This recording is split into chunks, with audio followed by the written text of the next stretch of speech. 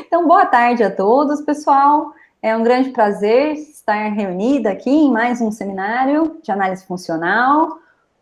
Agradeço vocês pela presença mais uma vez e agradeço em especial ao Eduardo Brandani, Obrigado. que vai dar o seminário para a gente hoje. Então, muito obrigada, Eduardo, por ter aceitado o convite. E Imagina, pode ficar à prazer. vontade, então. Tá certo.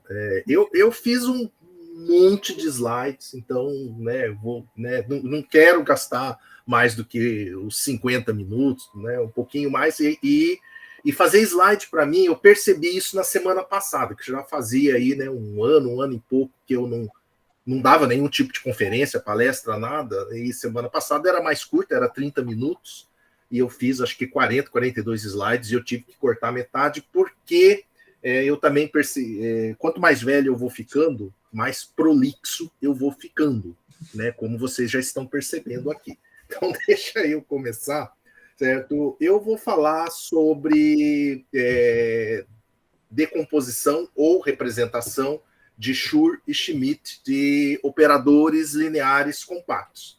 Ok? Né? Alguns momentos do texto está decomposição, alguns momentos representação. Aqui também tem alguns slides que são mais antigos, outros são mais novos. Né? A parte de representação de Schmidt eu fiz toda, né, do fim de semana para cá. A parte de Schur eu já tinha alguma coisa feita. Ok? Né? Então, esse aqui é um trabalho que foi feito em conjunto com o Marcos Andrade, que está aqui com a gente, né? Que eu não lembrava do Andrade, né? Que para mim é sempre Marcos Neves, né? E com o professor de César Fernandes, lá da Unicamp, do IMEC Unicamp. Né? Então, o trabalho ele tem duas partes. Ele tem uma primeira parte que é relativa à representação de Schur e uma segunda parte relativa à representação de Schmidt. Né? Esses dois tópicos eles foram estudados na tese de doutorado do Marcos. Né? Então, ele, digamos, é o autor principal, certo? Né? Foi meu aluno de doutorado.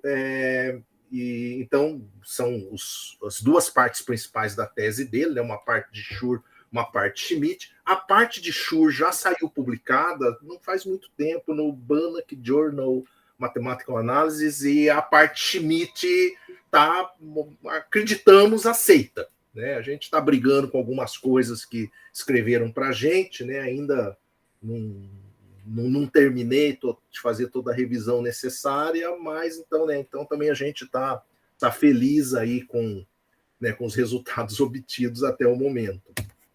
Né? Então, só relembrando, né, então a inspiração, né, a ideia vem dos resultados que a gente tem para o caso linear, né, onde eu tenho um operador, né, chamei aqui de L, né, que vai de H em H, onde H é um espaço de Hilbert, né, um operador linear limitado. Então, né, a gente pode provar, é um resultado clássico, né, que se esse operador ele é compacto, autoadjunto e não nulo, então o H pode ser decomposto, né, dessa forma aqui, né, que é a decomposição ou representação, né, de Schur, ou a representação espectral, né, do operador, né, onde a gente tem aqui esses lambdas são os autovalores, né, que podem ser sempre colocados aqui, né, nessa ordem decrescente, né, dos seus módulos, né, que eles podem ser, né, complexos. Né, então,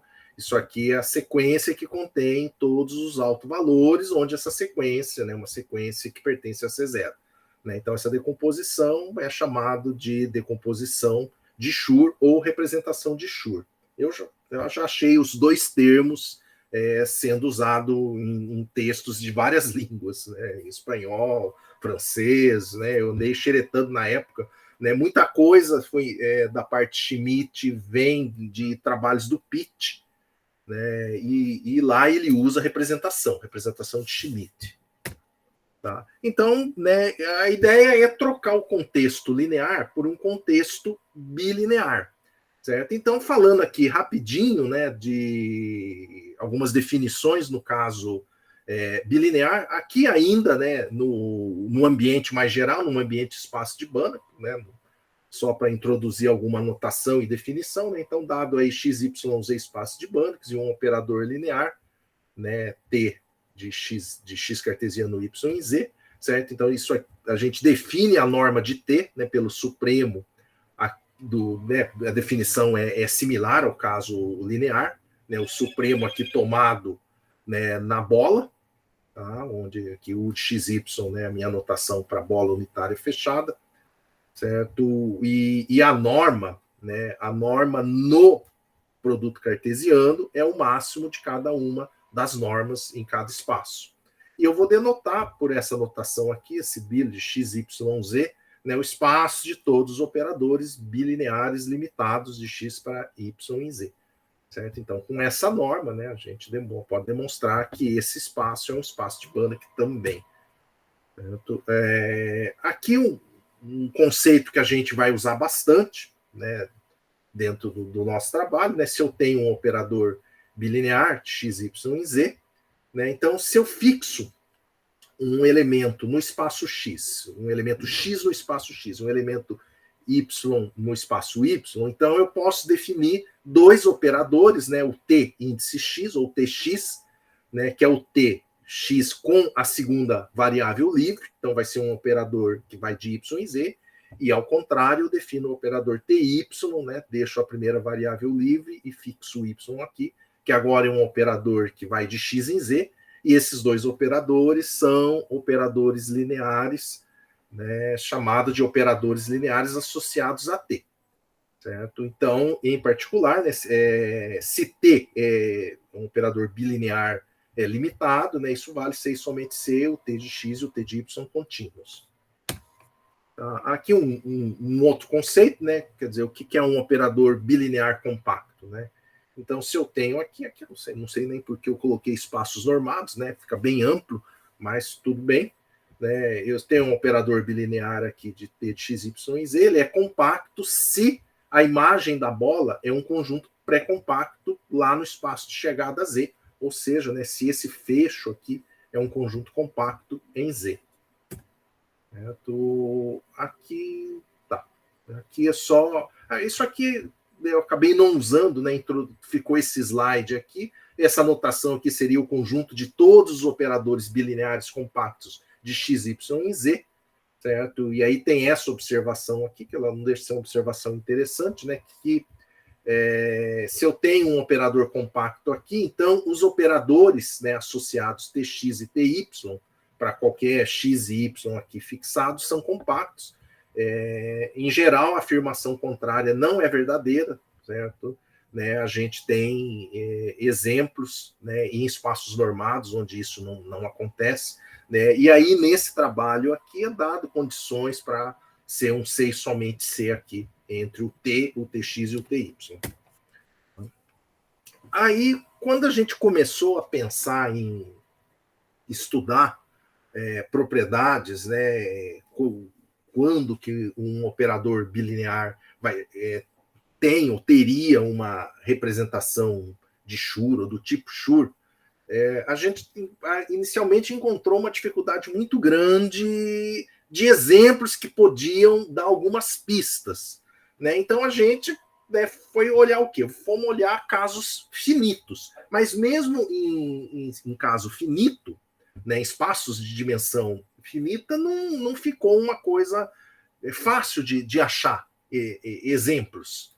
Tá? A gente achou alguns poucos artigos, mas não uma profusão. E aí a gente conseguiu criar uma série de exemplos usando um conceito de matriz de um operador bilinear, porque existe, quando a gente trabalha com formas bilineares, né, isso estuda lá na álgebra linear, né, quando você está lá em espaço de dimensão finita, você tem matriz de uma forma bilinear. Certo? Mas matriz de operador bilinear já não é uma coisa óbvia de achar. Certo? Né? Não é uma invenção nossa, mas também não é uma coisa trivial, que é o quê? Usar matrizes tridimensionais para representar esses operadores em espaço de dimensão finita. Né? Então, passando aqui com alguma rapidez, que tem alguns slides, tem bastante texto, né? Então, eu tenho aqui 3 espaços de dimensão finita, né? 3 espaços vetoriais x, y, z, né, com bases alfa, né, beta e gama de cada um dos espaços, respectivamente, né, e eu tenho T, um operador bilinear de x, y e z.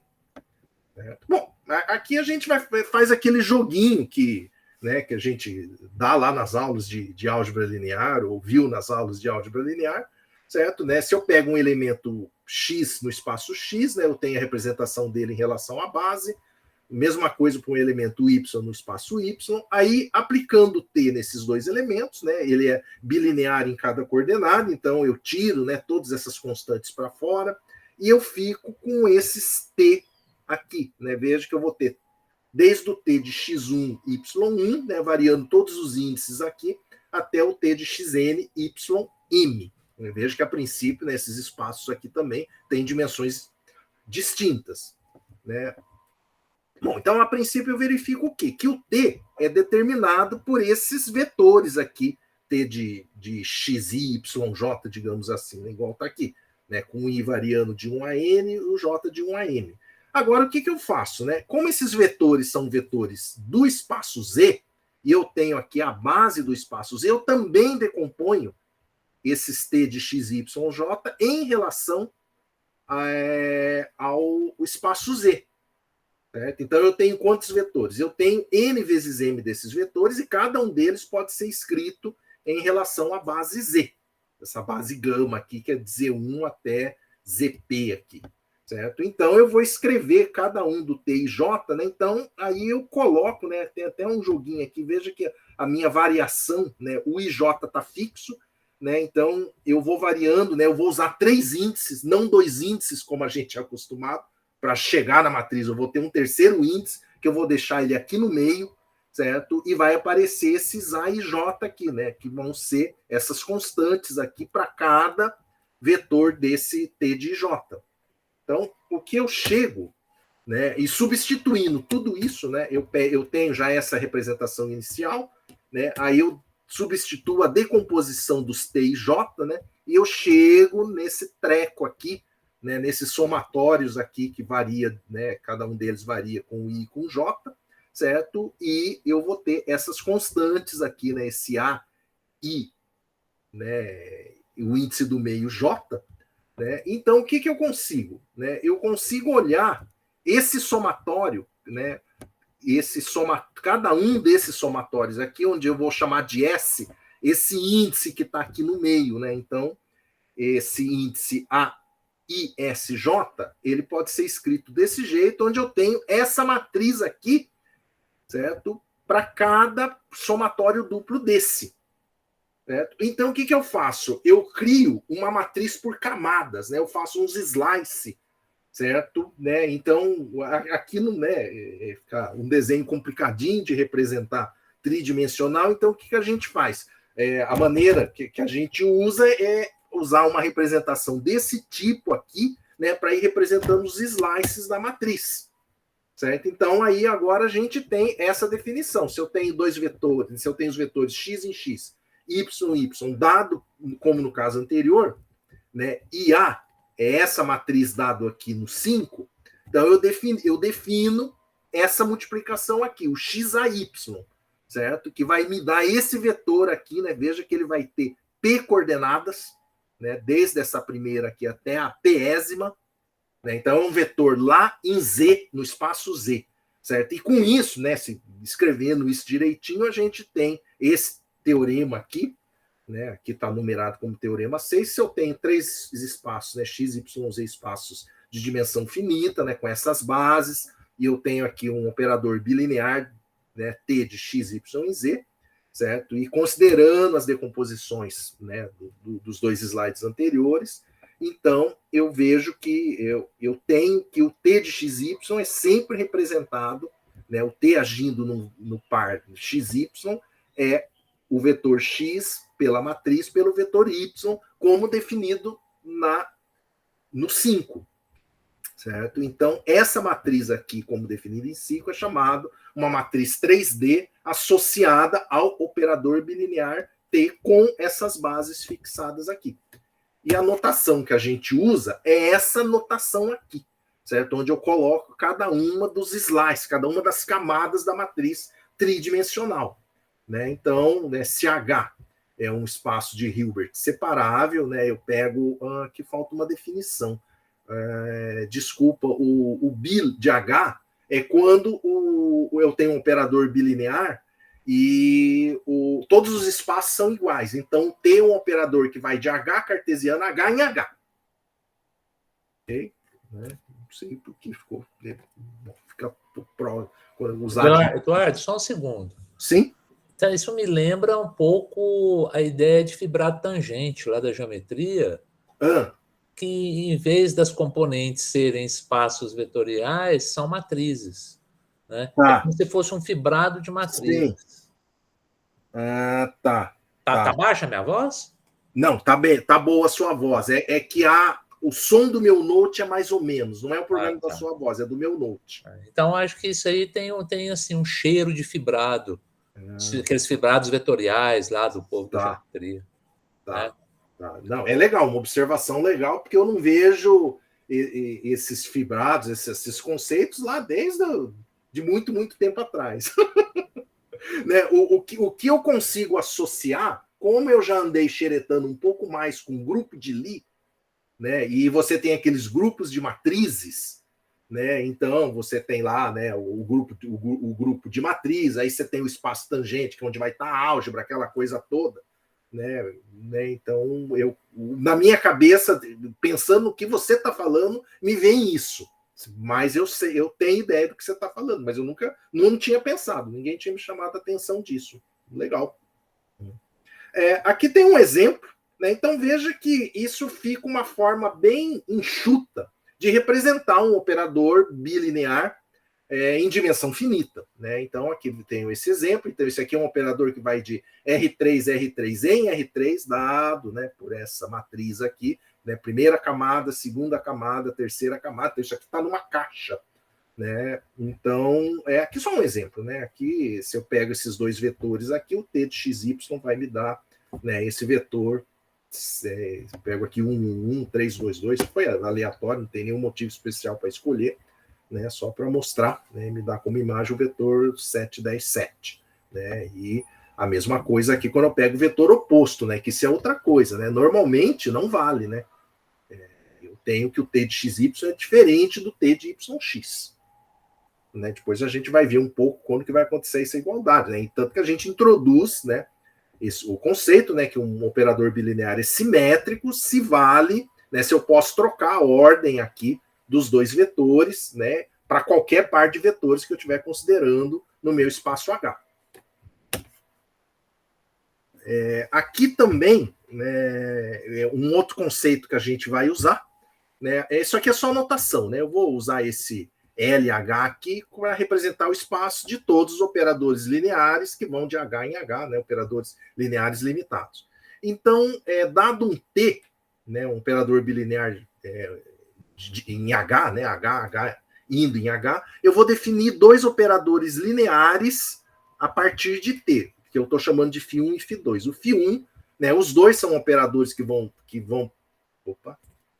pegar um elemento de H e levar num operador linear de H, certo? Que eles vão ser definidos assim, né? O φ1, então, dado um Y, o φ1, né? Veja que o φ1 de X, certo? Então, eu fixo um elemento X, né? E então, o φ1 de X, né? Porque veja que o φ1, ele pega um ponto de H e leva no LH. Então, eu vou pegar um X no H, o φ1 de X, ele é dado dessa forma aqui. φ1 de XY é o próprio T de XY. Né? Aqui é meio sem graça. Mas o φ2 de XY é o T de YX. Né? Daí eu troco a posição. Né? Bom, se T é simétrico, vale, né, que o φ1 é o φ2, porque daí eu posso trocar, né, a ordem dos dois elementos aqui. Né? E também, né, como φ1 e φ2 são operadores lineares, aqui de H em H, eu tenho os operadores adjuntos, né? O φ1 estrelinha e o φ2 estrelinha, certo? São os operadores adjuntos de φ1 e φ2. Né? E aí eu posso escrever, né, isso aqui, que depende da definição lá de adjunto. Okay? Certo? E aí agora vem a primeira definição relativa, né, ao caminho que a gente quer seguir. Né? Então, se eu tenho um operador T de H, eu vou dizer que ele é autoadjunto se φ1 de x e φ2 de x são operadores autoadjuntos, né, para qualquer x de H. Certo? Ou seja, né, eu vou ter essa igualdade aqui, né, porque o conceito de autoadjunto, eu vou ter essas igualdades aqui para todo elemento x de H. Certo? Então, em particular, quando o T é autoadjunto, né, aí dessas relações aqui de operadores adjuntos, a gente simplifica para essas aqui, né, usando agora o próprio T. Aí vem a primeira restrição, que é o seguinte: eu vou trabalhar somente em espaços de Hilbert reais. Por que isso? Porque a princípio meu H, né, eu estou pensando num operador, né, e é autoadjunto, um operador T do Bill de H é autoadjunto. Mas se o H é complexo, vai valer essa sequência de igualdades aqui, né? Eu pego o I, que multiplica aqui o T de XYZ, né? Então eu posso jogar o I, né? Vamos supor que ele conjuga na segunda, né? Então eu posso jogar o I então na primeira, certo? Aí eu vou mudando aqui as posições pelo fato que eu estou supondo que ele é autoadjunto. Então aí esse T aqui vem parar na segunda posição. Na segunda posição ele vai sair conjugado, certo? E vai ficar, né? O conjugado do I é menos I. Então eu fico aqui com o I, aqui com menos I, né? O x, y, z aqui são quaisquer, certo? Então essa igualdade só vai fazer sentido se o T é nulo, né? Então a gente trabalha só com espaços de Hilbert reais, certo? Dentro aqui da teoria que a gente está indo. Aí desse conceito, né? Um primeiro resultado é que se o T é autoadjunto, então ele é simétrico, tá? Então, isso a gente demonstra. Aí continuando as definições, né? Então, dado um T bilinear em H, né, um número real lambda é um alto valor de T se existe um vetor x de H, né, x não nulo, tal que o T de xx é lambda x. Tá? Seria, digamos assim, a maneira mais óbvia de pensar em definir um alto valor. Só que a gente vai ver que só isso não vai ser suficiente para aquilo que a gente precisa, mas é a nossa primeira definição. Então, nós dizemos que x é um alto vetor de T associado com alto valor lambda. Né? Aí vem aqui né, sempre fazendo alguns paralelos com... meu Deus, 4,5. Fazendo alguns paralelos com o caso linear. Né? Então, eu dou um bilinear T aqui. Né? Então, se T tem um alto valor lambda não nulo, então qualquer número real diferente de zero também é um alto valor de T. Esse é só, pensando nessa definição aqui, é só fazer umas continhas, certo? Como já era um monte de slide, eu não quis ficar colocando, mas é a primeira diferença brutal, certo? Do caso linear para esse caso, né? Porque, né, aí eu tenho, se todo mundo é alto valor, né? Tipo, então, se todo mundo serve, então nada é bom, né? Porque que graça tem, né? Além disso, né, eu defino esse conjunto, né, o conjunto de todos os autovetores associado a um alto valor, certo? O W de lambda, né, que são os x tal que isso vale, não é um subespaço vetorial de H. Isso também, né, é só fazer umas continhas, né? Depois eu posso mandar, quem quiser, eu mando lá o artigo, certo? Que aí tem esses detalhes todos. Aqui vem alguns exemplos, né? Então, aqui é um exemplo simples, né? Eu pego um operador bilinear aqui em R2, dado por essa matriz aqui, né? Como ele está em R2, então ela tem só duas camadas, né? Ela é 2x2, 2x2, então dá para verificar que T é autoadjunto. E também podemos verificar que lambda igual a 1, que deveria ser lambda 1 e lambda 2, né? Que esse lambda 1 aqui igual a 1 é um alto valor e o lambda 2 igual a raiz de 2, então os dois são alto valores com autovetores associados, né? O x1 do lambda 1, 0, e o x2, esse 1 por raiz de 2, 1 por raiz de 2, associado a esse segundo aqui, certo? E aí já vem outra diferença, né? Os dois autovalores são diferentes, mas os autovetores não são ortogonais. Né? O tempo todo é ilustrando que a gente, né, tá perdendo propriedades em relação ao caso linear. Certo? Aqui, né, mais uma diferença, né? Então, se M é um subespaço de H, a gente define aqui o M-perp, né? São todos os vetores, né, de H que são ortogonais aos caras de M, certo? Né? Bom, e uma propriedade que a gente tem no caso linear é que se L, né, linear autoadjunto, né, então vale isso. A imagem, né, do M, né, do M aqui, LM está contido em M, se e somente se o L do M-perp está contido no M-perp. Né? E aqui vem outro exemplo também que isso não vai funcionar. Né? Então, né, primeiro um caso mais abstrato, né, se eu pego um T aqui em bilinear em H, vamos supor que lambda diferente de zero é um alto valor, certo? E pego um X que está no conjunto W de lambda, certo? E considera como M somente o subespaço gerado por esse X. Né? Então, dado dois vetores aqui do M, né, que no fundo são múltiplos do X, né, conforme a gente tem aqui, né, o T de x1, x2, cada um é múltiplo do X por uma constantes alfa1, alfa2, né, então sai fora, né, aí fica o T de xx, que vai dar, né, alfa1, alfa2, lambda x, certo? Que está em M, certo? Ou seja, né, o T de MM está contido em M. Certo? Bem, até aí tudo bem. Agora, um caso particular, né? Se eu considero, de novo, né, esse operador aqui, certo? Então, a gente já sabe que T é autoadjunto, que lambda igual a 1 é um alto valor, que tem esse alto vetor associado. Agora, se eu pego esse subespaço aqui, e esse vetor aqui, y igual a 0,1, eu sei que o y está no M-perp, certo? Né? Por causa de como eu defini o M. Agora, o T de y não está no M-perp, né? Então, isso me dá que o T da imagem aqui dos dois não vai estar, certo? No M perpendicular.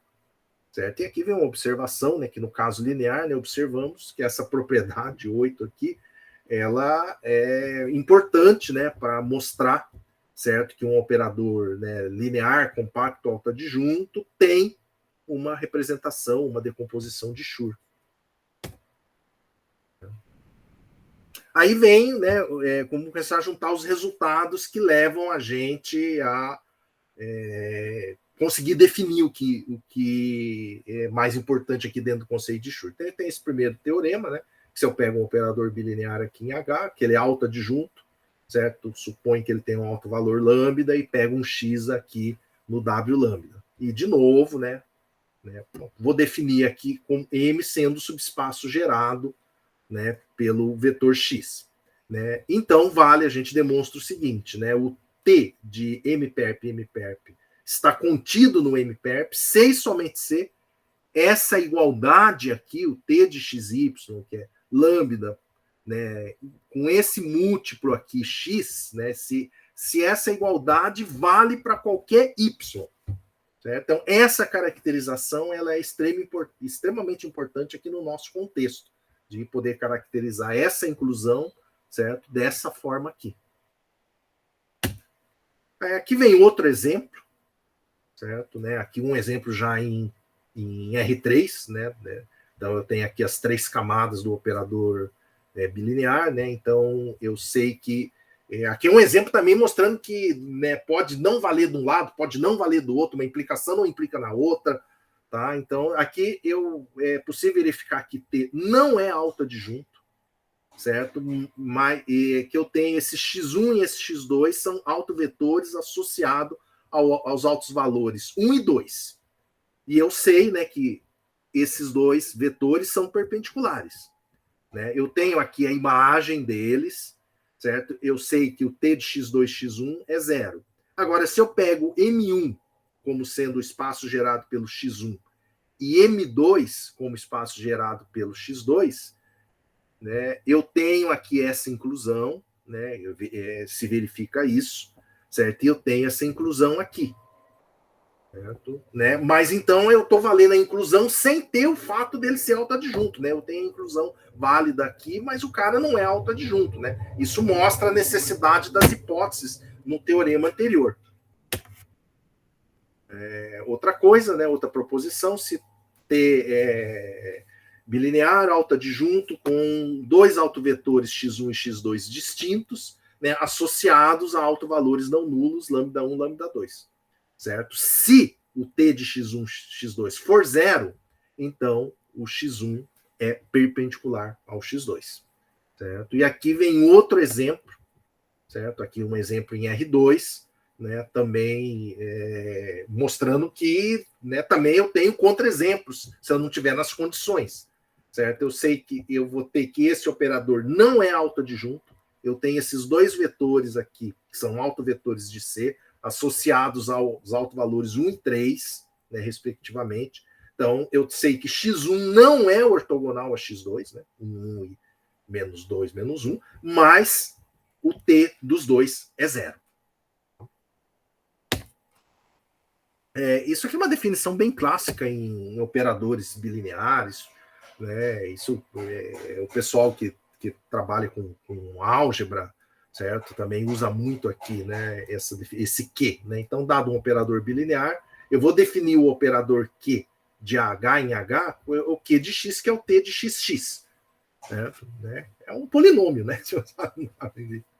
Tá? Para todo x pertencente a K, então dizemos que Q de X, né, é o operador quadrático, né? Como estou, digamos aqui, com duas variáveis, né? Associado ao operador T. Né? Então, Q é contínuo, né?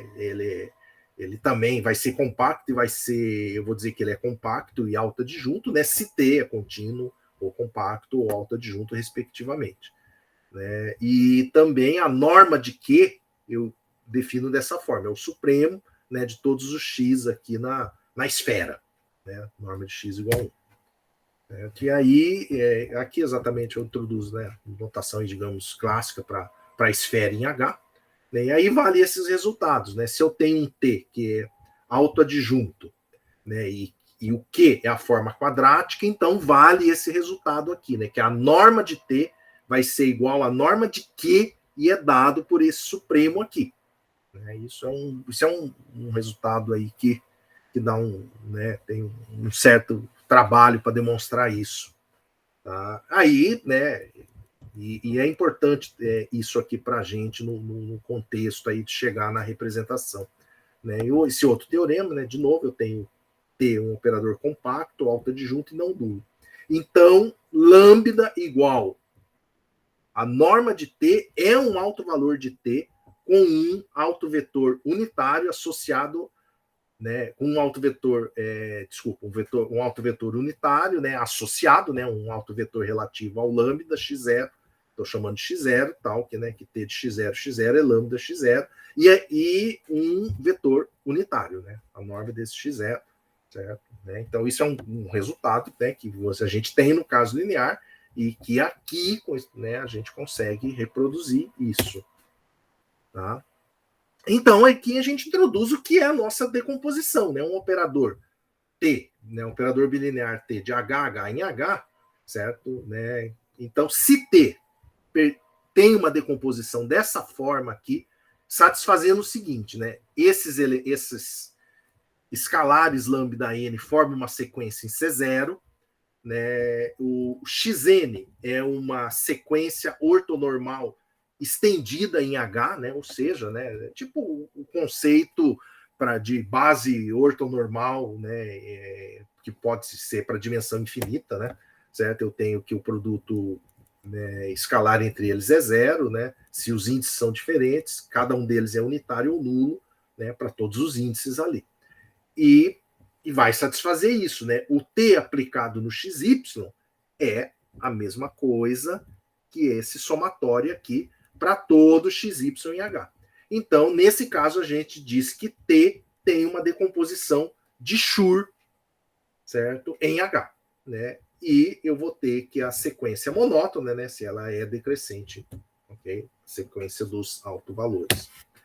Certo? Bom, mas isso é o meu conceito. Mas quando que eu consigo uma decomposição dessa? Então, agora a gente introduz mais alguns conceitos. Tá? Então, como a gente sabe que alto valor, né, tem aquela propriedade, digamos, né, não muito boa, de que se ele é, né, qualquer outro vai ser, né, então a gente vai particularizar os nossos alto valores. Então, um alto valor lambda de T, certo? É um alto valor generalizado de T, se esse conjunto aqui, certo? O que é o O de lambda? É todos os vetores que satisfazem, certo? Essa igualdade aqui, certo? Então, o T de xy é dado dessa forma aqui, para o lambda, esse múltiplo do x, certo? Então, para cada x aqui, eu vou ter um múltiplo do x, e isso é satisfeito para todos y e para cada x não nulo fixado, certo? Então, eu vou dizer que o meu lambda é um alto valor generalizado se esse conjunto aqui é não vazio, certo? Então, se x pertence a esse conjunto, se x pertencente a esse conjunto é unitário, então eu vou chamar x de um alto vetor ordenado, certo? Associado ao alto valor generalizado lambda de T. E nesse caso, né, se o x é unitário, né, então esse produto interno aqui embaixo dá 1, né, eu vou ter que o T de xy, né, vai satisfazer isso. Ele é lambda xy do x para todo y. Né? Então, nesse caso, nós chamamos lambda de um alto valor ordenado e x um alto vetor ordenado associado ao lambda. E aí vem dois resultados relativos a esses conceitos. Né? Se lambda não nulo é um alto valor generalizado de T, então todo lambda, todo gama não nulo é também um alto valor generalizado de T. Também vale o seguinte, né? Se lambda não nulo é um alto valor generalizado de T, então para cada vetor aqui, U, no conjunto O lambda, existe um alto valor ordenado gama diferente de zero de T. Tá? Demora um pouco, né? É muito conceito. Certo, né? Por isso que aqui eu não coloquei todos, né? Mas o trabalho ele tem vários exemplos dessas coisas. Tá? E aqui finalmente vem o nosso teorema espectral, digamos assim, né? Que eu deixei essas duas linhas em vermelho, né? Que são os pontos principais, certo? Né? Porque o slide está um pouco apertado, né? Então ele diz o seguinte, né? Eu considero um operador T é um operador bilinear em H, não nulo, compacto e autoadjunto. A gente vai fazer o seguinte, defina uma sequência de operadores T índice K da seguinte forma. Né? Então, para todo par XY, o meu T1 é o T. E eu vou chamar de lambda 1 o número, né, a norma de T. Certo? Né? E seja X1, porque eu sei que esse lambda 1 é alto valor, certo? E eu sei pela proposição anterior que tem um alto vetor unitário associado, né? Então, seja x1 o alto vetor unitário associado a lambda 1. Aí, com o T1, eu defino o T2. Com o T2, eu defino o T3. Né? Então, tendo definido TK, lambda K e XK para todo K, eu defino, então, o TK mais 1 é o TK menos o lambda K, que multiplica, certo? Esses elementos aqui, né? O X interno com XK, o Y interno com YK, que multiplica XK, e o lambda K mais 1, certo? É exatamente a norma do TK mais 1, certo? E o XK mais 1 é o alto vetor unitário associado ao lambda K mais 1.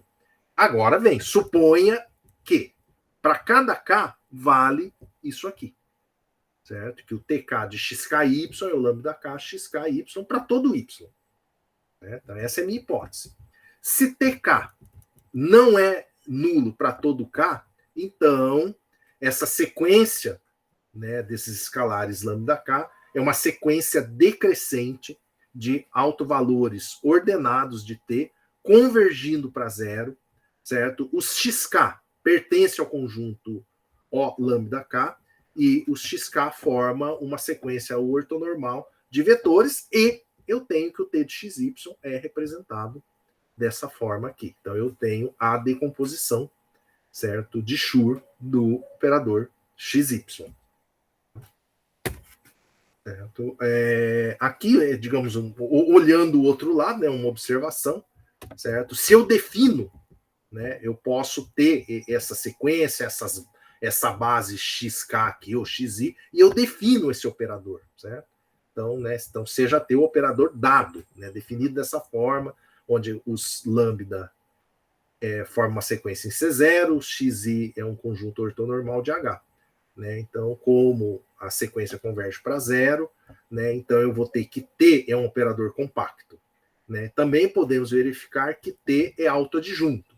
E também vou ter que o T satisfaz isso aqui. Certo? Né? Essas condições todas aqui.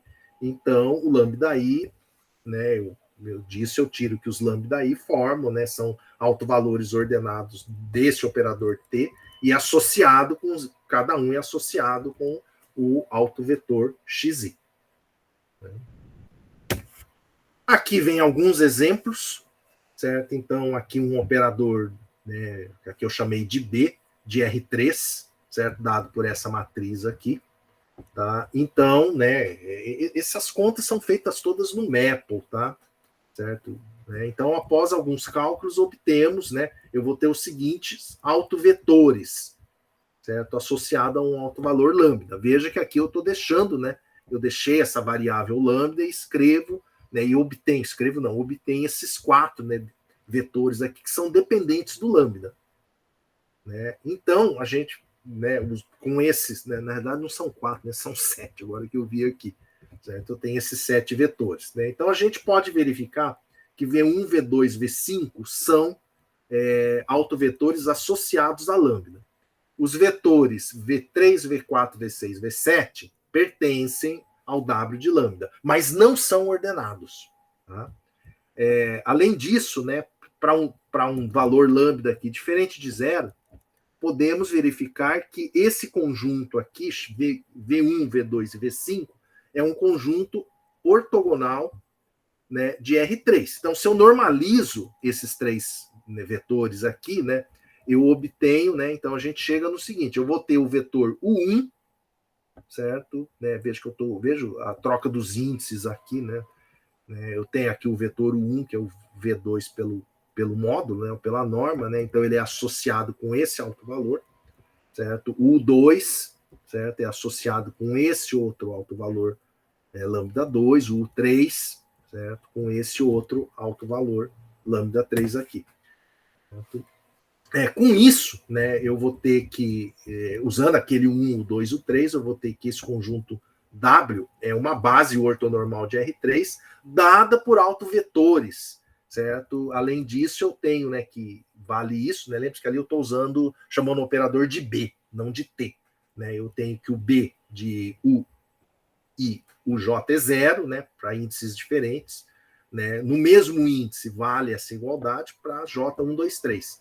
Então, com isso, né, a hora que eu consigo escrever a decomposição do Schur, desse B aqui, né, dado dessa forma aqui, certo? E quando eu faço algumas escolhas, certo? Né, igual aqui eu estou colocando, né, os lambda I igual 0 para índice maior que 3, né? No sentido que eu tenho a decomposição infinita, mas ela só tem 3 elementos. Né? Então, a minha matriz do meu operador, que era dado dessa forma aqui, certo? Na decomposição, veja só que eu tenho essa matriz que a gente vai chamar aqui de uma matriz diagonal. Certo? Se pensar na caixa, né, esses 3 elementos aqui são exatamente os elementos que vão fazer a diagonal, pensam em cubo, né, a diagonal do cubo. Certo? Tá? Então, eu tenho aqui com lambda 1, lambda 2, lambda 3, são autovalores ordenados, né, do B. Certo? Aqui tem outro exemplo, né, de um outro operador autoadjunto dado, né, por essa matriz aqui, onde eu tenho esses outros, eu tenho também esses 7, digamos, autovetores, né?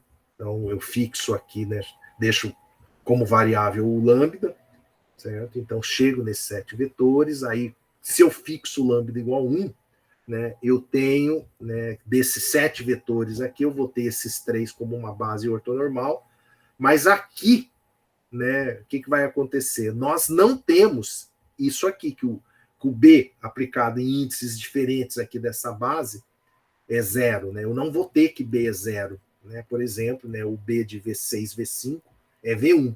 Assim, esse operador ele não é diagonalizável, né? Então, veja só que, né, é um operador compacto, é um operador autoadjunto, mas ele não satisfaz as minhas condições lá do meu teorema espectral. Então, que é isso que está sendo dito aqui, né? Nós observamos que mesmo que B seja compacto e autoadjunto, não temos necessariamente uma base dada por autovetores ortonormais, né? Certo? Aqui tem um outro exemplo, certo? Tá também em R3, né? E, né, deixo solto aqui o lambda, eu vou ter esses 2 vetores aqui, né? V1, V2 em função do lambda, certo? E fazendo, né, então eu consigo aqui, né, fazendo algumas escolhas, certo? Eu tenho esses vetores, né, o 1, o 2, o 3, o 4, certo? E veja que é interessante que eu tenho aqui várias deles são ortogonais entre si, mas o conjunto todo não forma uma base ortonormal, certo? Né? Então também, né, não dá bem, ok? Então isso é o que eu tinha para falar de Schur, certo?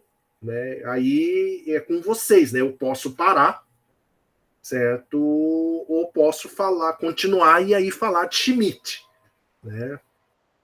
Ver se são, né? O Schur terminou aqui, certo? O que é o Schmidt, né? O Schmidt é considerar o que está sendo pensado aqui para espaços diferentes. Um operador bilinear que vai de H1 a H2 em K. É isso que seria o Schmidt. O que eu faço? Vocês que mandam. Eduardo, você tem tempo ainda, pode ficar tranquilo. Tá bom. Então vai. Não, a parte de Schmidt, ela é menor, né? Porque eu já sabia que. Então, né? Acho que a gente começou faz um pouco menos de 50 minutos. Tá, tranquilo. Né? Tá tranquilo. E também os slides aqui são maiores no sentido do texto. Né? Bom, só estão fazendo outra, né? Então aqui parte 2, né? Devia ter posto aqui. Então aqui vamos falar da decomposição de Schmidt. Né? Então o Erhard, né? Pouco alemão, né? O Erhard Schmidt, né? Provou que se eu tenho, né, dois espaços de Hilbert, e eu tenho um operador linear aqui de H1 e H2, que é um operador compacto, então esse operador tem uma decomposição dessa forma, certo? Ou uma representação, isso que eu falei, com Schmidt é mais comum usar a palavra representação, né? Tem uma representação dessa forma, onde os lambda n, eles vão ser, né, não são mais alto-valores do L, né? Porque agora os espaços são distintos. Mas esses lambda n são alto-valores desse operador S, né? Que, digamos, é definido dessa forma aqui, certo? Que é esse operador aqui, ele é um operador positivo, compacto e autoadjunto, né? Agindo em x1, né? E vai satisfazer isso aqui. Né? S de xn é lambda n yn, né? Onde o yn é dado, né, por essa igualdade aqui, ou por essa fórmula, né, desde que o meu lambda n seja não nulo. Né? O operador S é chamado valor absoluto de L, né, denotado dessa forma, isso não serve para a gente na continuidade. Né? Os autovalores são chamados de valores singulares do L. Então, agora, para a gente conseguir fazer um paralelo, falar em alguma coisa, no caso bilinear, porque aqui tem uma observação que é o seguinte: a maioria dos livros que tratam de representação de Schur, né, ou de teorema espectral, esse tipo de coisa, está sempre com H1 igual a H2. Já não são muitos textos, existem, lógico.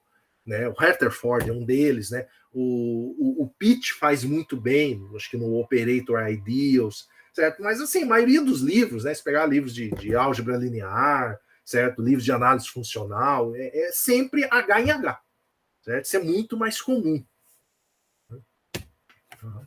Bom, mas vamos aqui para os espaços distintos, né? Então, a primeira definição, se eu tenho 3 espaços de Hilbert, H1, H2 e K, que são espaços reais e separáveis, né? Então, dado um operador bilinear, né, um operador bilinear contínuo, aqui o limitado, certo? Eu vou definir esses dois operadores, né? Isso é um pouco parecido com o que foi feito lá atrás, né, onde eu tinha lá o operador índice, o φ1 e o φ2, né? Então, aqui, né, para ser agora, como os espaços são diferentes, eu vou definir o φ de H1, que vai de H2 nos lineares de H1K, o φ de H2, que vai de H1 nos lineares de H2K, definido assim, né? O φ de H1 do Y, né, ele está indo de H2, então eu vou aplicar ele no Y e ele vai virar um operador daqui. Então, né, em X, ele é simplesmente o T de XY. Certo? E o H2, veja que aqui é o T de XY, é um pouquinho diferente do que está lá. Né? Que veja que aqui eu não troquei, mas eu troquei aqui. Okay? Aí vem uma definição, certo? Aqui já vem aquele momento que a gente começou a usar nomes que a gente achou bonitinho, certo? E as definições. Aqui você já tem um pouco menos de parâmetros em relação aos casos lineares, né? Então, um número positivo gama, isso não é gama, né? Tal, tá? Meu Deus, a memória está falhando. O número positivo tal é um valor singular de T, né, do operador bilinear T, H1, H2 e K. Eu não sei, se existem, desculpa, ficou vermelho aqui, não sei porquê. Se existem vetores normalizados, x1 em H, x0 em H, y, Deus do céu, x0 em H1, y0 em H2 e z0 em K, satisfazendo essas três igualdades aqui. O T de x0 e y0 dá o tal de z0. O adjunto, né, do φ de H1 em y0, z0 dá o tal de x0. E o adjunto do φ de H2, x0, z0 dá o tal de y0. Certo? Então, se essas três condições acontecem, né, existe tudo isso, então o meu tal é um valor singular de T. Né? Onde aqui, né, o φ de H1, φ de H2 são dados como na definição anterior, esses aqui são os adjuntos de cada um deles. Né? E nesse caso, quando existe tudo isso, eu vou dizer que essa tripla aqui, x0, y0, z0, é uma tripla de vetores singulares associados ao valor singular tal. Aí vem algumas consequências. Né? Primeiro, né, um lema, né, que se T é um bilinear aí de H1, H2K, então, se T é compacto, então esses dois operadores dados lá, eles também vão ser compactos, né? Eles já são lineares, mas eles também vão ser compactos. E aqui vem o primeiro resultado, que é fundamental na nossa sequência aqui, né? Que se eu tenho um operador compacto aqui, H1, H2K, e ele é não nulo, então a norma dele, se eu chamar de tal a norma dele, esse tal é um valor singular de T. Okay? Então, dá para demonstrar isso. Tem a construção lá do x0, y0, z0, tá, né? Dá um certo trabalho esse teorema aí. Certo? E aí a gente define, né, a nossa representação de Schur. Né? Então, essa soma, né, é uma representação de Schmidt, desculpa, Schmidt, não Schur, uma representação de Schmidt de um operador T, né, de H1, H2 em K, se as seguintes condições são satisfeitas. Né? Primeiro, essa sequência de escalares tau i aqui é uma sequência de C0, xi, yi, né? Essa sequência de vetores aqui, são sequências ortonormais estendidas em cada um desses espaços aqui, certo? Terceiro, né, o T de xy, né, o T aplicado no ponto xy, coincide com o somatório de tudo isso aqui. Certo? E além disso, né, se os três vetores aqui, o xi, o yi e o zi, forem não nulos, então eu vou obter isso aqui, né, que o produto interno do T de xy e zi vai dar o tau i, né, porque os caras vão ser todos ortonormais. Né? Além disso, né, se no mínimo um desses caras aqui é zero, a gente vai definir o tau i como sendo zero. Tá? Então, de maneira que isso aqui acaba sempre sendo satisfeito. Assim. Eu vou dizer que a representação de Schmidt é monótona, né? Se essa é uma sequência decrescente. Aí vem algumas comparações, certo? No caso linear com o caso bilinear, certo? Se eu tenho dois espaços, né, se H e K são espaços de Hilbert de dimensão finita, e T é um operador linear, né, composto R, um operador que vai de H em K composto R, então o operador T tem R valores singulares. A gente vai ver, num exemplo a seguir, que isso não acontece para operadores bilineares. Um segundo fato, né, nós também temos que todo operador linear compacto, né, T de L de HK, tem uma representação monótona de Schmidt. E também a gente vai ver nesses exemplos aqui que nem todo operador bilinear compacto, né, tem uma representação de Schmidt. Né, que, né, olhando agora não é uma surpresa, porque a gente já tinha coisas desse tipo para o Schur. Né? E aqui vem um exemplo, né, que são exemplos ou contra-exemplos. Né? Eu olho esse operador aqui, que vai de R3, R2 em R4, definido. Né? Eu dou aqui um vetor de R3, um vetor de R2, né? E estou representando assim um vetor de R4. Então, o T de XY é definido assim. Né? Ele tem essas duas coordenadas nulas e acontece essas multiplicações aqui nas duas primeiras coordenadas. Certo? Aí a gente consegue verificar o seguinte: se τ1 for 3 e eu olhar esses três vetores e τ2 igual 2, e eu olho esses três vetores aqui, então eu consigo essa representação para o T. Eu consigo essa representação para o T aqui. Certo? Mas o que acontece? Né? Então, a gente vê que o T é um operador de posto 2, né? Mas ele tem... e T tem... O T tem 3... Ah, tá. Que eu coloquei aqui no final. E T tem 3 valores singulares, porque esse tal aqui, eu deveria ter chamado de tal 3, também é um valor singular do T. Aqui eu estou falando em posto, né? Aqui também faltou colocar em algum slide anterior o posto de um operador bilinear. Eu tenho lá um operador T que age em x cartesiano y. O posto de T, eu olho o conjunto, a imagem, o T de xy, T dos espaços xy, e considero o subespaço gerado, porque um primeiro problema que tem com um operador bilinear ou multilinear é que a gente já não consegue falar em núcleo e imagem. Né? A gente não tem que a imagem de um operador bilinear é um espaço vetorial. Né? Então, a gente introduz esse conceito de rank de um operador bilinear aqui no caso. Mas aqui dá para ver, né, que nesse caso aqui ele vai ter posto 2, mas eu tenho 3 valores singulares. Aqui um outro exemplo. Né, aqui também tem um operador de R3, R2 em R4, né, definido agora uma outra definição, né, definido dessa forma aqui, certo? Né, usando aqui essas notações para X, para Y e para Z. Certo? E o que vai acontecer aqui? Eu consigo verificar que eu tenho esses 4 valores singulares, né, esses números aqui, raiz de 2, esses negócios todos aqui. Então eu tenho 4. Mas eu não vou conseguir uma representação de Schmidt para esse cara. Eu não consigo aquelas bases, aquelas triplas associadas a cada um desses tal aqui. Certo? E aí vem, né? Bom, e como que eu resolvo esse pepino? Né? Então, exemplo 6 e 7 não mostra que o T, né, que se T é compacto, o fato dele ser compacto não é uma condição suficiente para ele ter uma representação de Schmidt. Né? Então, a gente introduz esse conceito aqui. Né? Seja τ1 um valor singular de T. Então, τ1 é um valor singular ordenado se ele satisfaz essas 3 condições aqui para algo, né? O T de X, veja que aqui eu estou fixando elementos x1, né? Existem elementos fixados x1, y1 e z1, certo?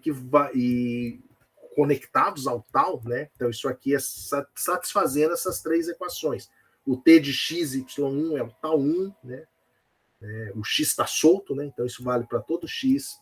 Eu tenho essa segunda condição, que é semelhante à primeira, agora trocando a posição da variável. Né? Isso vai valer para todo y. e vale essa terceira condição aqui em cima do adjunto do φH1. Então, né, então eu vou dizer que τ1 é um valor singular ordenado, se isso aqui é satisfeito, para alguma tripla x1, y1, z1 de vetores singulares associados com o valor singular τ1. Nesse caso, x1, y1 e z1 são vetores singulares ordenados associados com o valor singular ordenado τ1. Meio longo isso. Aí, voltando naqueles dois exemplos, em relação a essa definição, tem o seguinte: no exemplo 6, esses dois valores singulares são ordenados, mas aquele terceiro valor singular não é ordenado. No exemplo 7, nenhum valor singular é ordenado. Tá, aqui. Então, aí com isso, né, essa definição, certo, 8 aqui é fundamental. E aí a gente constrói, né? Aqui o teorema ficou dividido em pedaços, não coube tudo num slide só, para não ficar tão pequeno, né?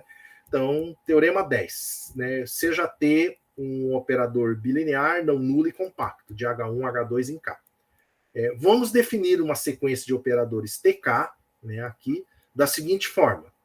Né? Então, dado um par XY aqui no H1, H2, o meu T1 é o T de XY e o τ1 é a norma de T. E seja x1, y1, z1 uma tripla de valores singulares, né, associados a τ1. Ou seja, eles satisfazem nessas condições todas aqui. Satisfazem essas três, certo? E aqui está só para relembrar o que é a definição do φ do H1 e H2. Aí, suponha que τ1 é um valor singular ordenado. Tá aqui que entra a hipótese. Certo? E que x1, y e z1 são os associados, né? Os vetores singulares ordenados associados com esse τ1. Então, agora, né, eu estou supondo que isso é satisfeito. Tá? Aí, com isso, eu defino o T2, o T3, eu vou definindo. Tendo definido TK-1, né, o tal K-1 e essa tripla de vetores para todo K a partir de 2, então eu defino TK. Né, dessa forma aqui, eu vou pegar o TK-1 e juntar nele esse termo aqui. O meu elemento tal K vai ser a norma, vai ser a norma do operador, e xk, yk e zk são vetores ordenados associados ao tal K. Certo? Isso aqui eu sempre tenho. Agora, eu vou, né, eu vou assumir que para esse késimo operador, isso é satisfeito. Com isso, né, então, se TK é não nulo para todo K, então tal K é uma sequência decrescente de valores singulares de T convergindo a zero, que me dá essa representação ou essa decomposição aqui para o operador T. Isso vai valer, então, para todo par em H1, H2. Certo? Então, isso, digamos, seria aí o teorema espectral para o caso de representação de Schmidt. Aqui, isso aqui está terminando. Né? Então, aqui é um exemplo de um caso que tem a decomposição, né? A única coisa é que o exemplo aqui está feito em R3, né? Certo? Então, também pode ser, né? Não é a representação de Schur, certo? Né? Eu não coloquei slide aqui, mas a gente estuda a conexão entre Schmidt e Schur, certo? Então, eu tenho esse operador aqui, né? Toda essa definição toda grandalhona aqui, certo? Então, eu vou obter o seguinte, né? Eu vou obter, né, esses valores singulares aqui. Eu tenho τ1 com essa tripla de vetores x1, y1, z1, τ2 igual a 2 com essa outra tripla, τ3 com essa outra, certo? Então, né, aí fazendo alguns cálculos, as contas aí, né, a gente mostra que esses 3 tal ali são valores singulares, né, regular, né, ordenados, certo? Com os vetores singulares associados, né, x, y e zi, para cada i ali de 1 a 3, certo? Satisfazendo, né, as condições lá de ortogonalidade que a gente precisa. Certo? Então, é isso. Certo? Aqui faltou escrever, mas é só montar o somatório. Né? Então, esse aqui é um exemplo onde eu tenho, né, aquelas condições todas vão sendo satisfeitas, certo? E eu tenho uma representação de Schmidt para esse operador aqui dado em R3.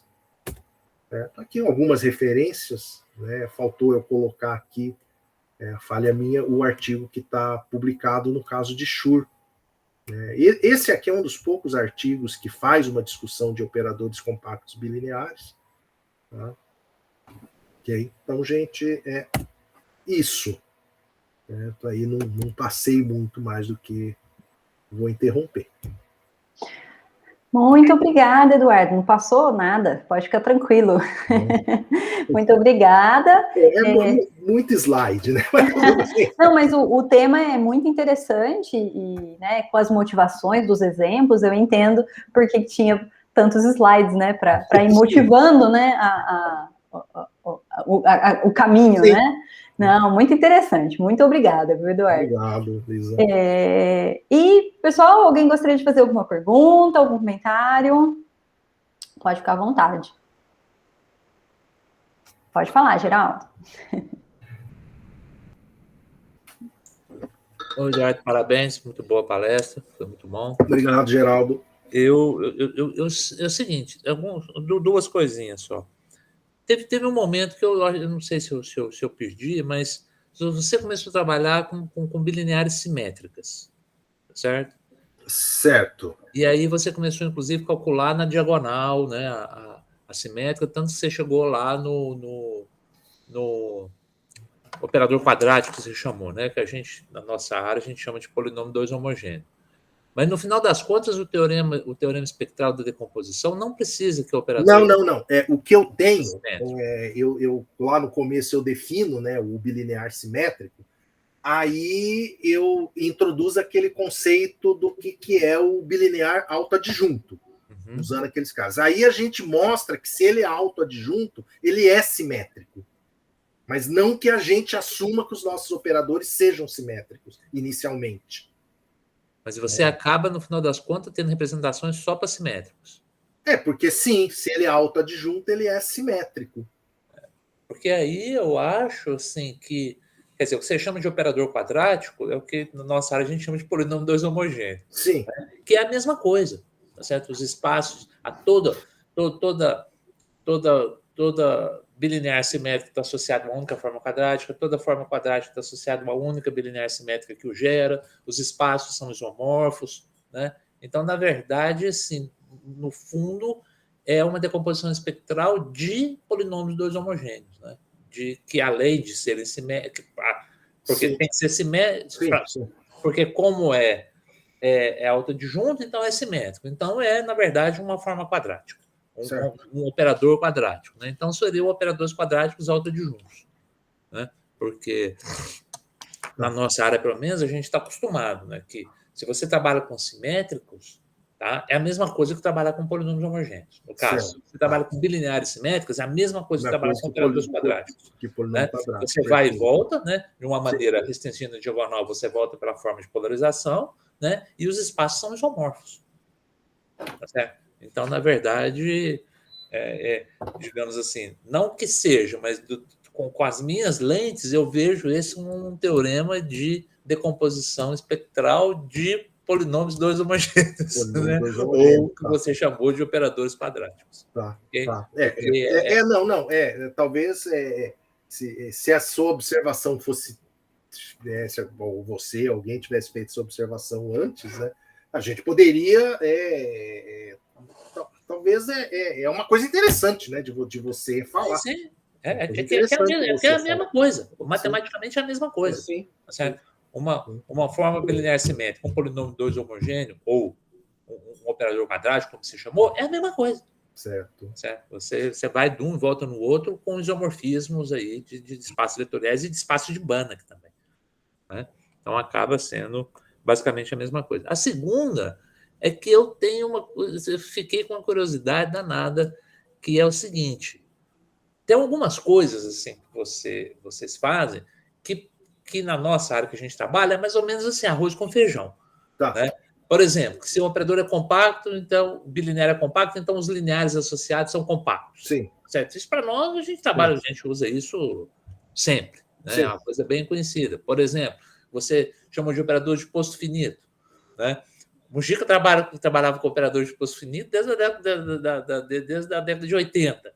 né?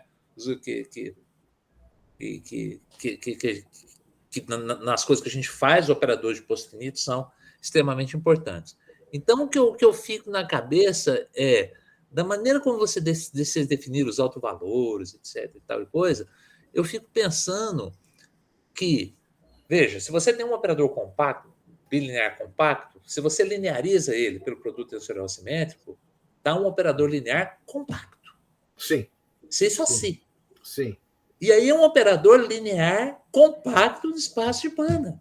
Certo. E aí você tem toda a teoria espectral à sua disposição. Certo. Então eu fico pensando assim, será que tem alguma coisa dos autovalores? Claro, você não tem decomposição espectral, porque o produto tensorial projetivo de espaço de Hilbert não é espaço de Hilbert. Sim, sim. Certo? Então, sim. aí a decomposição você não chega, mas em autovalores, espectro, essas coisas, eu fico muito na curiosidade de saber.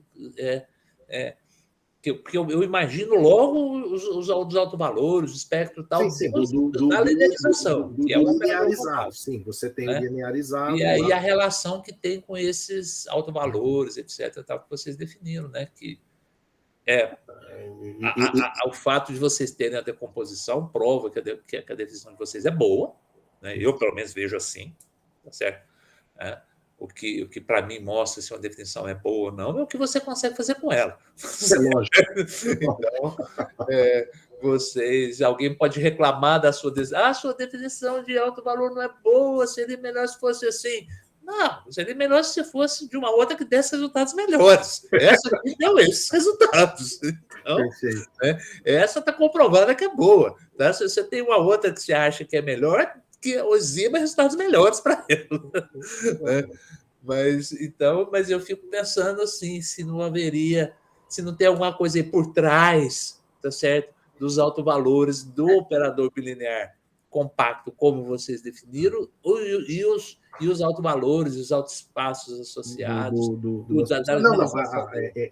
Isso sim, isso é uma pergunta desafiadora, né? Porque, por exemplo, um problema que a gente tem, certo? Que talvez, pelo menos o encaminhamento, né? Como a gente não trabalhou com nada tensorial, a gente consegue construir uma infinidade de exemplos em dimensão finita. Agora, isso numa das submissões, né? Um referee perguntou, mas você não tem um exemplo em dimensão infinita?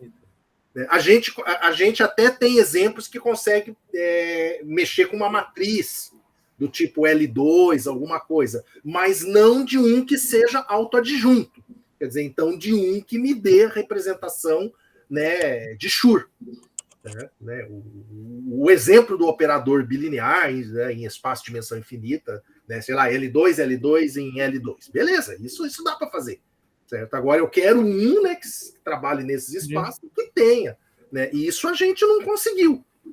Certo? Nessa hora que você tem vontade de responder por referir, né? Esse é o primeiro artigo nisso. A gente tem que fazer tudo na primeira vez. Mas não pode responder assim. Né? Não pode responder. Mas é a hora que você tem essa vontade, né? De falar, mas peraí, é a primeira vez e ainda tem que fazer tudo de uma vez só. Mas às vezes uma abordagem dessa que você está falando, ela pode, além de tentar responder o que você está perguntando, né, às vezes já consegue fazer alguma conexão, né, com algum exemplo, né, que você vai lá e faz o produto tensorial, você perceba alguma coisa, certo? Que dá para você fazer a volta para esse ambiente aqui. Né? Então é legal. Tá joia. Obrigado, Eduardo. Obrigado, Geraldo. Fabrício, pode ficar à vontade para fazer a sua pergunta. Oi, gente. Mais uma vez, boa tarde. Boa tarde. Parabéns pela palestra, foi ótima. Obrigado. É sempre bom ver as coisas bem ajustadas, sabe? Assim, as definições, às vezes, não saem como a gente espera. Eu sei bem isso, eu sofri muito com isso. Eu vou terminar meu doutorado agora. Quando terminei, sofri muito com isso. Sei que nem tudo sai como a gente espera, mas eu achei resultados muito interessantes. Eu só tenho uma coisa, né? Uma parte do que eu ia falar, o Geraldo falou, né? Que eu também observei essa coisa do que quando você considera aquela forma Q, né? Que para a gente trabalha, a gente chama de polinômios, né, 2 homogêneos, né? Bom, mas recentemente também teve uma outra teoria que foi introduzida, né? Acho que em 2011, né? Que é a teoria dos multipolinômios, né? Então aqui a gente tem que inclusive tem trabalho já nessa linha do Velanga, que terminou o doutorado dele nisso, e eu tentei lançar, tem um artigo agora na Results também, tentando trazer uma caracterização disso através das aplicações multilineares, né? Então, minha questão é essa, né? Como você fez para os polinômios 2 homogêneos, existe alguma coisa nessa linha? Porque quando a gente trata a questão dos multipolinômios, uma das coisas que eu tentei fazer foi associar aplicações multilineares, mas que tem a questão da simetria por blocos. Sim. Ele é simétrico na quantidade de espaços primeiro, depois segundo, depois terceiro, sabe? Tem uma questão de simetria por blocos, né? Entendi. E, inclusive, quando eu estava pensando isso, eu pensei até essa coisa que você falou das matrizes em 3 dimensões, em 4. São coisas que também me passou muito pela cabeça, que é bem natural, né?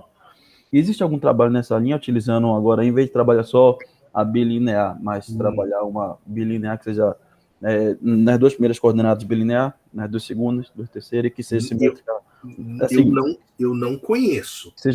Que seja N linear, mas que seja simétrica não, eu não conheço. Eu conheço coisas em multilinear, né, que vocês também devem conhecer bastante, né, mas do jeito que você está falando, não. Nem a gente fez, né? Se perguntar, mas o que você fez aí para bilinear, dá para fazer para trilinear ou para multilinear? Certo? A gente até pensou, chegou até a fazer uns rabiscos só para trilinear, certo? Mas você começa a ficar rebuscado, né? Porque você tem aqueles operadores associados, né? Até dá, né? Mas isso não é exatamente o que você está falando. Né? Isso não é, porque se você está falando de multipolinômios, né? Se eu estou entendendo, você poderia definir tipo um Q de X para né, para esse multipolinômio, né? Quer dizer, aliás, não definir o Q de X, mas definir uma coisa parecida com o Q de X, certo? Nesse contexto, certo? E como isso que eu estou falando está conectado com o Q, né? Que é o quadrático, quer dizer, se houvesse esse paralelo, quer dizer, chegaria numa generalização disso que eu estou falando via esses multipolinômios. Mas eu não conheço nada, Fabrício. Eu pensei nisso porque a gente podia considerar um multipolinômios 2 simétricos, ou uma aplicação multilinear 2 simétricos, ou seja, simétrica bilinear por blocos, sabe? Tá. Ou bilinear, desculpa, não, simétrica por blocos, 2 a 2, mesmo sendo N linear, entendeu? Foi isso que eu estava pensando quando eu fiz o trabalho. Mas, de qualquer forma, parabéns pela apresentação. Obrigado. É até interessante você estar falando nisso, depois eu ver alguma referência que fale desse tipo de multipolinômio, que isso eu não conheço realmente. Eu conheço, no máximo, os multi-ideais do Geraldo.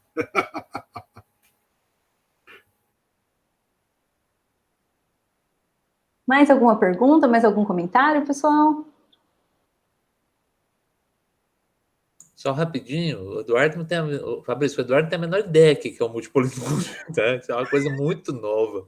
Tá? Não, é 2011, não. A tese do Velanga é 2019. Mas eu não estou pensando nos multipolinômios, eu estou pensando na aplicação associada que é simétrica por bloco, entendeu? Não, eu sei. Eu sei pensando nisso. Eu vi o seu artigo. Né? Mas o que eu estou dizendo é assim, que o Eduardo tem a menor ideia do que é isso. Né? Porque, além de estar longe das coisas que ele faz, os multipolinômios são muito recentes. Né? Muito. Você falou em 2011 a tese do Velanga, em 2019. Não, 2011 é quando surge o conceito original. Acho que são 2 russos, se eu não estiver enganado. É 2011. Esse conceito é rebuscado pelo Velanga em 2019, se eu não estiver enganado. Isso foi até uma das coisas que o Daniel me corrigiu na minha tese. Você está falando do paper do Andrei Zagorodniuk. Isso. Esse é 2001. 2001. Mas ali eles definem e nem eles mesmo trabalham com aquilo. Ele nasceu e morreu ali, tá certo? E não foi para lugar nenhum. Né? Sim. Tá certo? Então, assim, Inclusive, esse paper até baseia um pouco nesse artigo deles, da simetria por blocos. Ok. Bem, gente, se não houver mais nenhum comentário, mais nenhuma pergunta, gostaria de agradecer a todos. Um minutinho, Elisa. Claro. Marcos, você está aí? Você tem algum comentário, né? Não sei se ele quer acrescentar, né? Como ele... Não tem um comentário, não. Aguardar agora, só sai o segundo artigo, terminar os exemplos. Maravilha, Marcos, obrigado. É só isso. Obrigada, então. E, né, só para finalizar, gostaria de agradecer a todos pela presença novamente e agradecer o Eduardo pela disponibilidade, parabenizar aí pela palestra. Muito boa, Eduardo, muito obrigada.